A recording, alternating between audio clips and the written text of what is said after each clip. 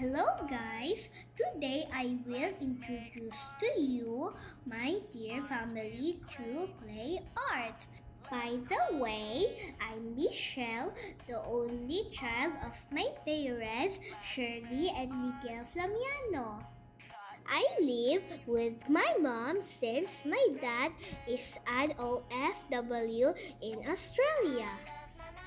He is a mechanical engineer, while my mom is a graduate of development communication, now a housekeeper with small businesses such as computer shop, GCash, and graphic designing.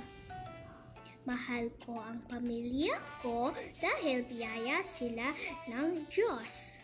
Lagi kong pinagdarasal na magkaroon kami ng mahaba at masayang buhay.